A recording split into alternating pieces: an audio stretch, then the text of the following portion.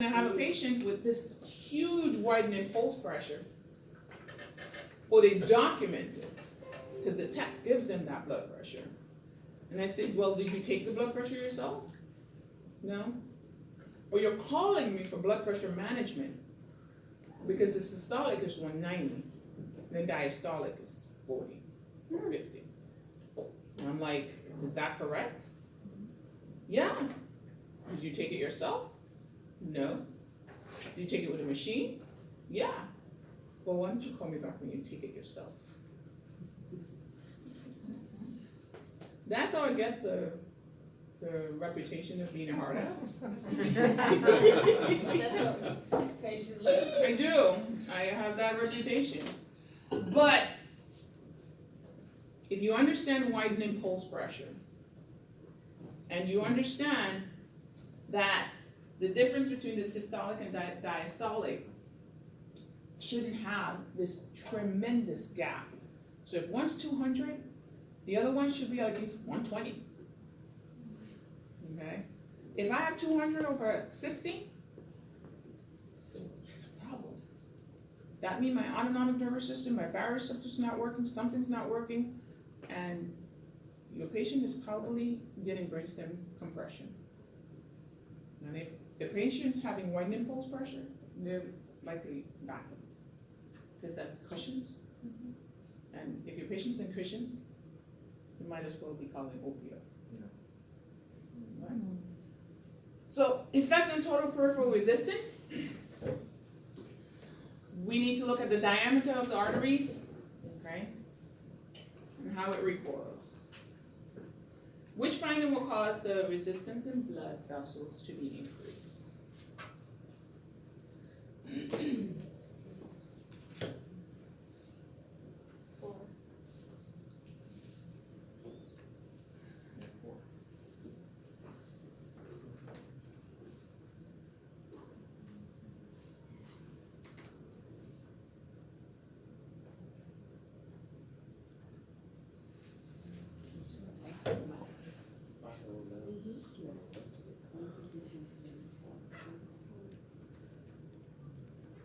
Anybody?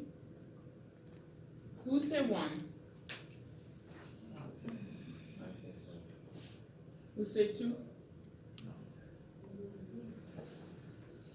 Who said three? I'm thinking 3 and 4, but I'm thinking more 3. Why? When it's parallel, it's like split, right? No? Parallel is like No, split. parallel is like this, no. So I would go with 4 because it's kind of fake. Okay.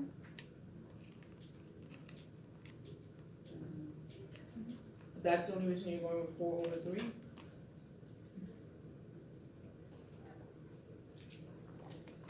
I want reasoning.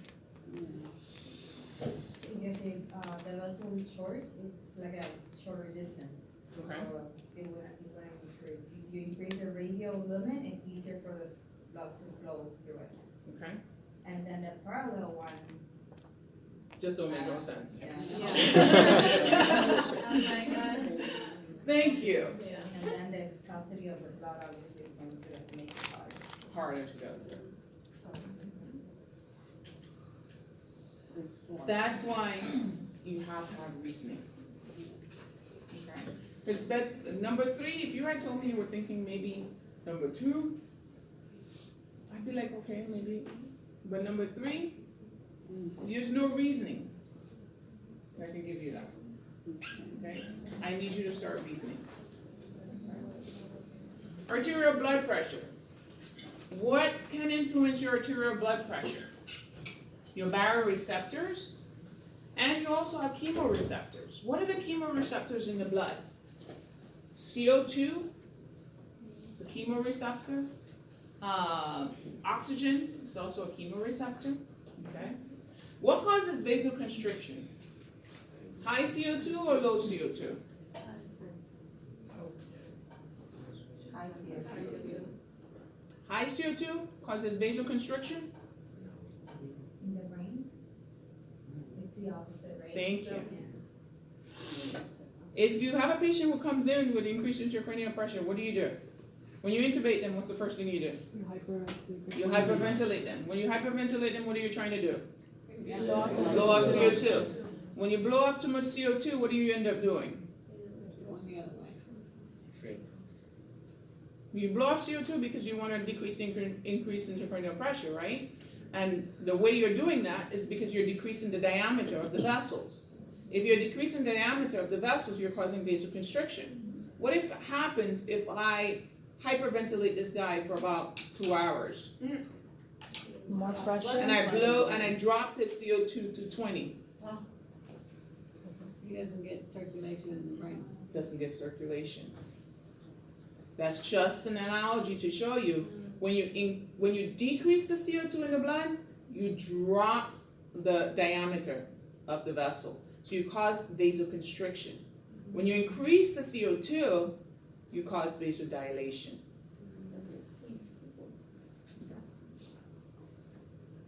High CO2, vasodilation. Low CO2, vasoconstriction.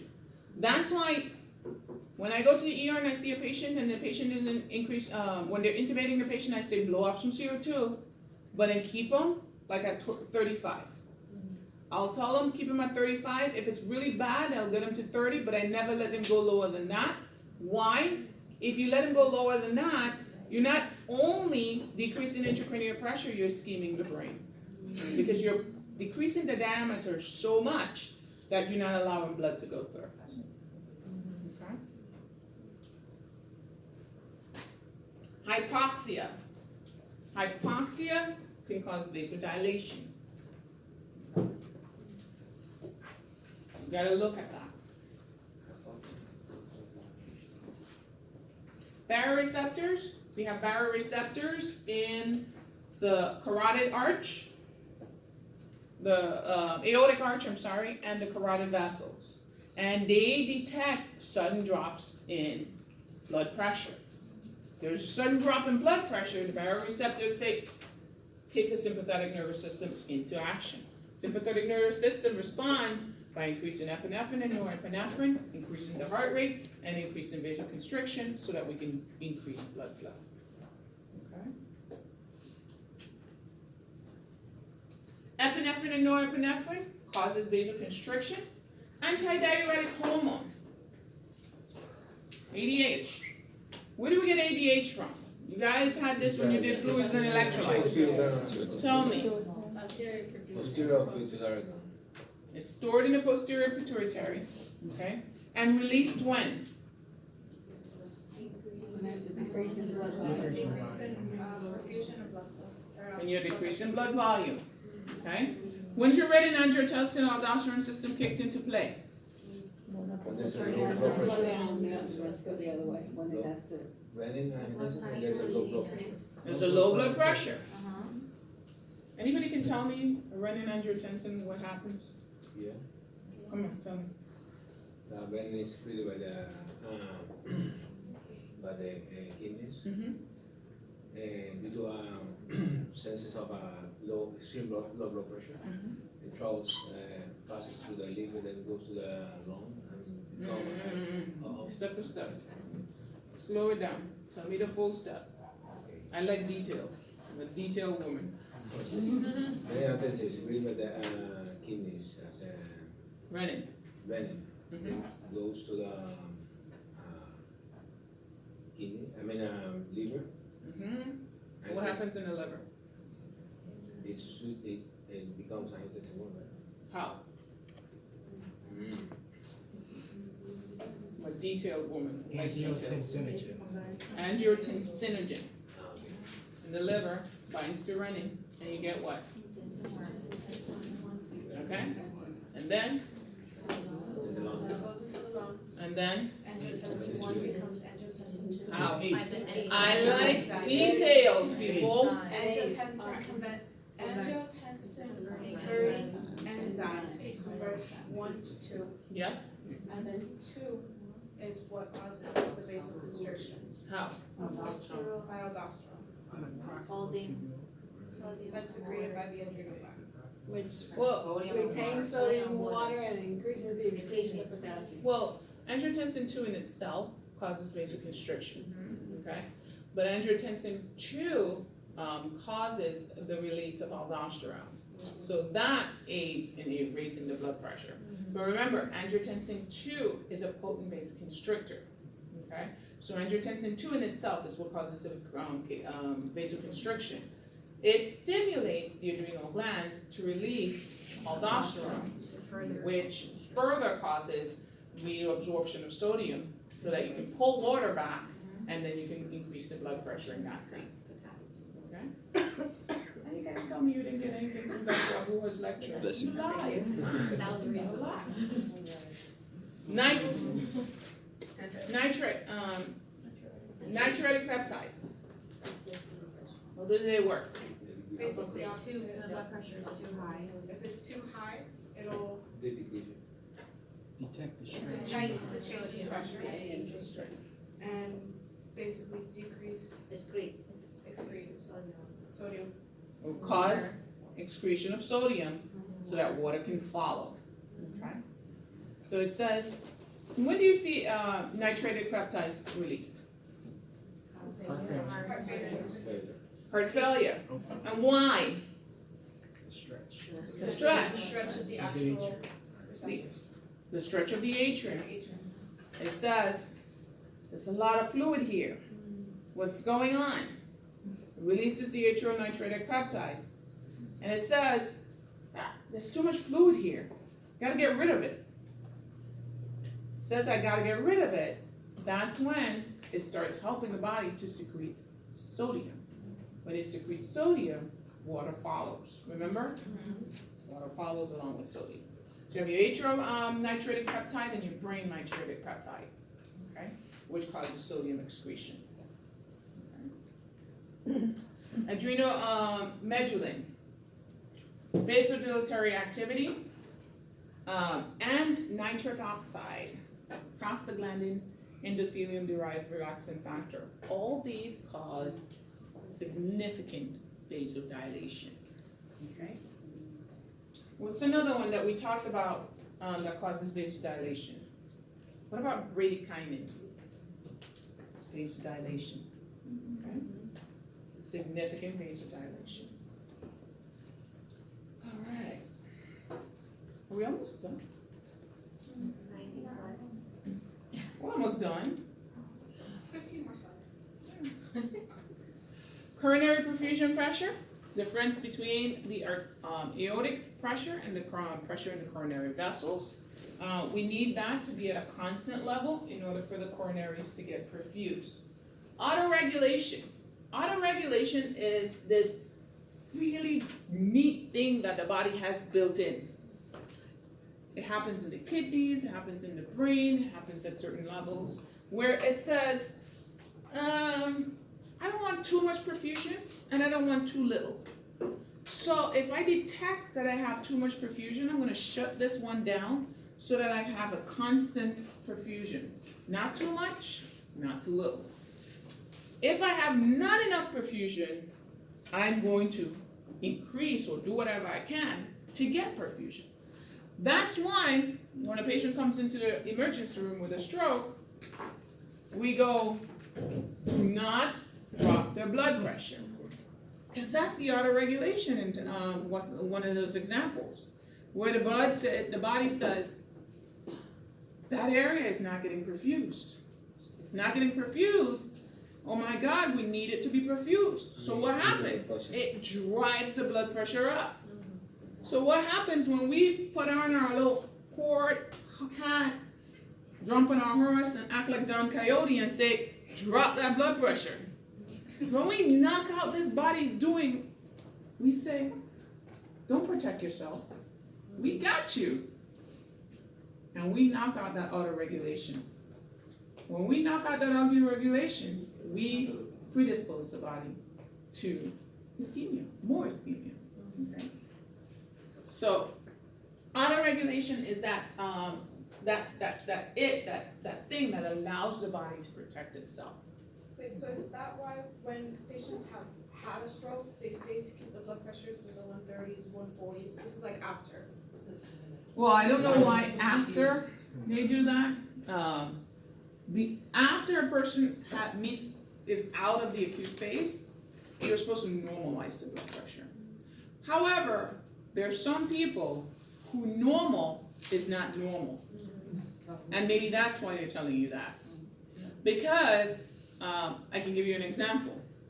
My boyfriend walks around and has walked around for years with a blood pressure so elevated that I think his normal sits at like 130. If he drops to like 100, he feels sick. Because prior to me thinking that, oh my God, this guy is like 6'3", 230 pounds of muscle. Like he's the epitome of fitness. Well, like one time playing around, take his blood pressure. I'm like, let me take your blood pressure. I'm like, dude, it's like 160 over like 120. I'm like, okay. So I'm okay. He's a little excited. I'll check it a little later. 2 days later. Hey, let me check your blood pressure. He's like, why? No reason. 150, 120. Okay. He's not excited. The heck? A couple days later, same thing. The guy looks like the epitome of health. You see him, you would not think a thing is wrong with him. But he walks around with a blood pressure, and he has probably walked around for years before I even checked it, with that blood pressure. So now, if I drop, or if when we, well, because I manage his blood pressure, if he gets too much medication and it drops his blood pressure to where I would consider normal, he doesn't feel good. Because he's walked around with that blood pressure so high for so long that he perfuses at that level. So that's probably in some of those cases, that's where they're telling you to keep it at that level. But after a stroke, after the acute phase of a stroke, you should normalize the blood pressure as much as you can without having the person have effects.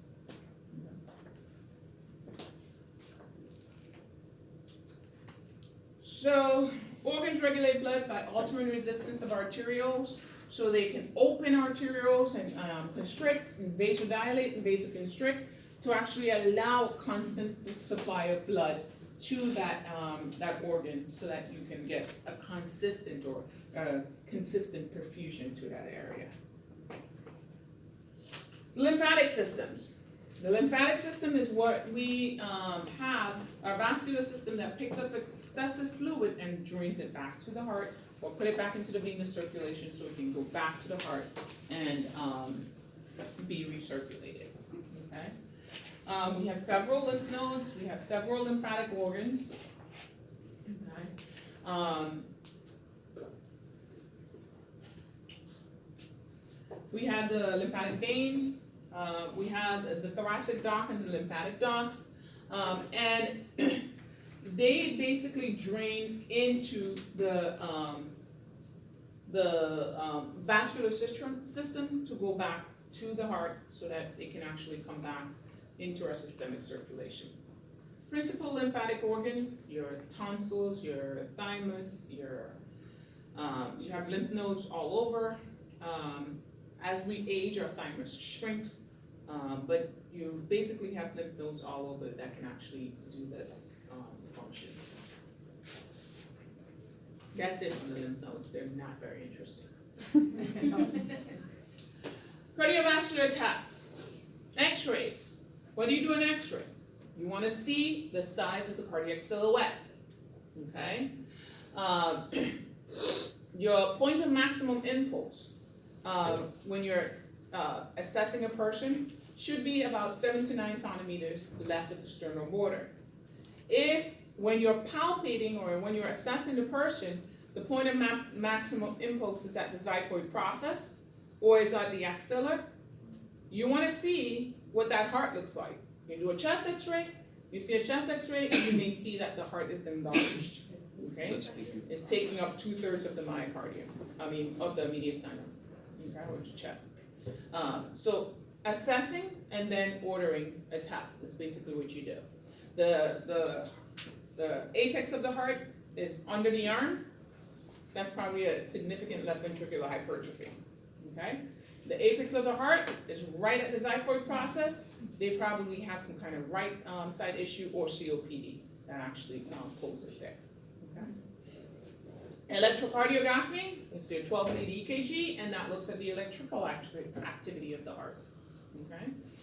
Echocardiography is the most effective way of looking at the, evaluating the heart structures, the structures of the heart, so you're actually looking at the structures. It's non-invasive, so you're not directly looking, but you're using ultrasonic technology to look at the structures. Stress testing, basically, if I have a coronary vessel that's really small, because it's has arterial sclerosis or arterial plaque buildup, and I stress the heart or I increase the myocardial oxygen demand. Let's say I have, and say I have this patient, and this is their heart. This is a left anterior descending artery. Oh, wait a minute now. Nice little plaque. That's how it lives, right? So,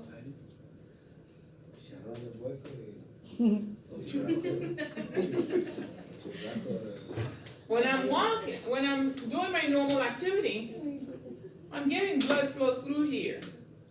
And the amount of oxygen that I need to do my normal activity is at a constant.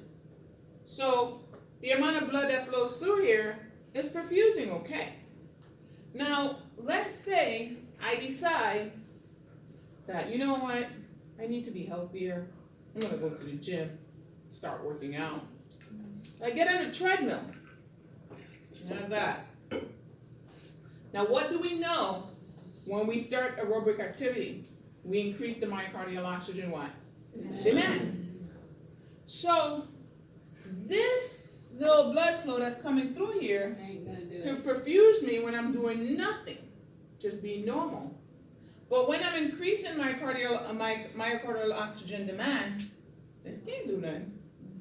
What's gonna happen right here is I'm gonna actually ischeme the left and the anterior portion of the heart because I'm running and now my heart requires more oxygen to perfuse that area, and this vessel that was perfusing barely because it had a little space is now not able to perfuse that area enough anymore.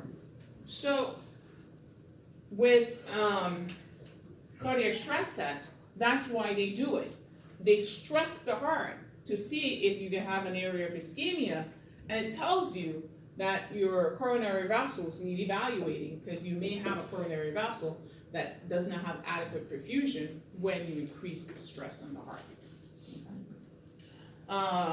CT tomography, you can do a SPECT, will evaluate the coronary arteries. The angio of the heart. If you have a patient who is, See the angio of the heart. Yes. Cardiologists love that. well, that way you can actually, you don't have to put them on a treadmill.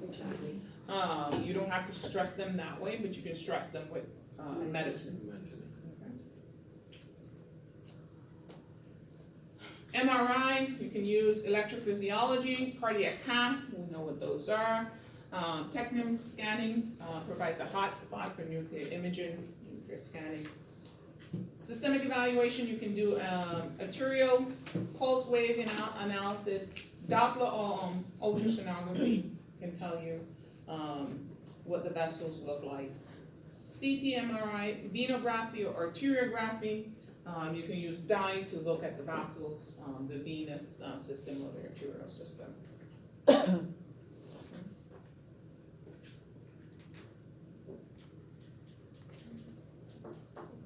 Nurse observes a hot spot from the injection of a radioactive solution. Which test is the nurse reviewing?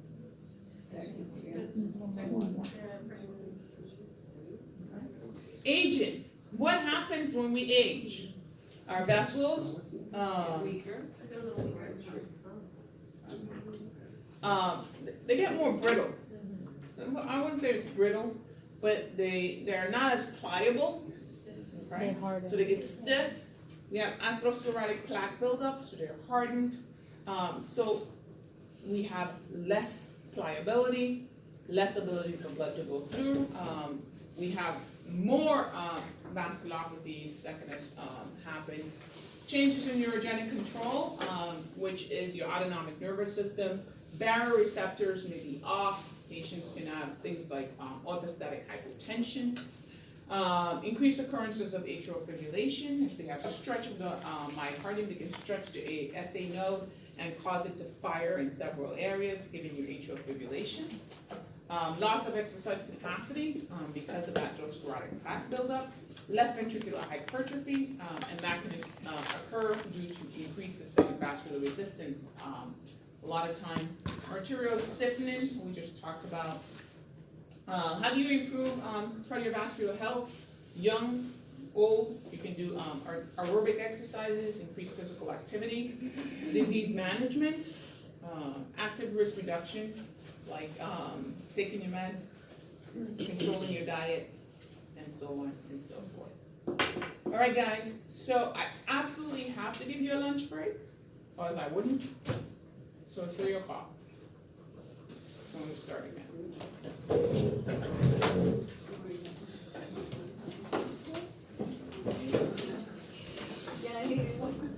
So we're done with. No? I have a whole nother PowerPoint to go. But I have to give you a lunch break. Against the law for me not to. Oh, yeah.